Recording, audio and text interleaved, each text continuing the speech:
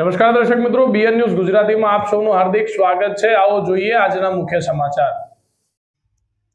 ડેસર તાલુકાના ઉદલપુર ખાતે રેલવેની કામગીરીને પગલે 3 દિવસ ફાટક બંધ રહેશે। Godhra Anand railway line double league project કામ ચાલુ હોવાથી 3 દિવસ સુધી તારીખ 9 થી 11 ઓગસ્ટ સુધી ઉદલપુરની રેલવે ફાટક વાહન વ્યવહાર માટે સદંતર બંધ રહેશે। આથી આ માર્ગ પરથી ફરતા વાહનોને પંડ્યાપુરા ફાટક થઈ પસાર થવું પડશે। વારંવાર રેલવે ટ્રેક પર કામગીરી ચાલુ હોવાથી ફાટક બંધ રખાય છે। તે દરમિયાન વાહન ચાલકોને ખૂબ જ મુશ્કેલીનો સામનો કરવો પડે છે અને પંડ્યાપુરા ફાટકથી ડાયવર્ઝનનો માર્ગ બનાવ્યો નથી।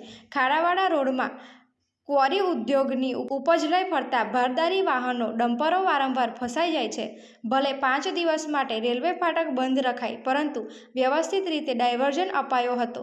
રાત્રિ દરમિયાન વાહન ચાલકો ખરાબ ડાયવર્ઝનના કારણે મુસીબતમાં ન ફસાય। ગોધરા અમદાવાદ હાઈવે પરથી ડેસર માર્ગ પર આવવા માટે 2 કિલોમીટર પંડ્યાપુરા ફાટકથી વાહન લોક અને ફરવાનો વખત આવ્યો છે। ડેસર તાલુકાના ઉદલપુર ખાતે રાજ્ય સરકાર દ્વારા 28 કરોડના ખર્ચે રેલવે ઓવરબ્રિજ મંજૂર કર્યો હતો। ટેન્ડર પ્રક્રિયા દ્વારા અગાઉ માર્ચ મહિનામાં વર્ક ઓર્ડર પણ અપાઈ ગયો હતો, છતાં રાજકીય આંટીઘૂંટીમાં છેલ્લા ઘણા વર્ષોથી જિલ્લાની સરહદી ફાટકની સમસ્યાથી પ્રજા પીડાઈ રહી છે, છતાં કોઈ કામગીરી કરવામાં આવતી નથી। Reporter Kiransinh Solanki, BN news Gujarati, Desar. સમસ્યા વર્ષોથી ચાલે છે। ડમ્પરીઓ ગાડીઓ ક્વોરીઓ બહુ છે, 150 ક્વોરી બધા ડમ્પરીઓ લઈને જાય છે, અને ટ્રાફિક 10-10 મિનિટે બંધ થઈ જાય છે। બ્રિજ મંજૂર થયો હોવા છતાં પણ બ્રિજનું કામ ચાલુ થયું નહીં હજી। આ ટ્રાફિકની સમસ્યા બહુ છે, અમને આવા જામ ઘણી તકલીફ પડે છે પબ્લિકને।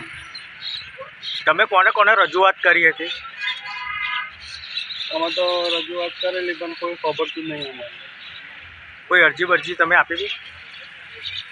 અરજી તો ઘણી જાય છે, પણ એનો અમારા બ્રિજ મંજૂર થયો હોવા છતાં પણ હજુ ચાલુ જ કામ નહીં થતું। અમુક રાજકારણમાં નડી જાય છે, એના માટે આ કામ ખોરવાનું પડ્યું। કેટલા દિવસથી ફાટક બંધ થયા? ફાટક 2 દિવસથી બંધ છે, હજુ 3 દાડા બંધ રહેવાનું।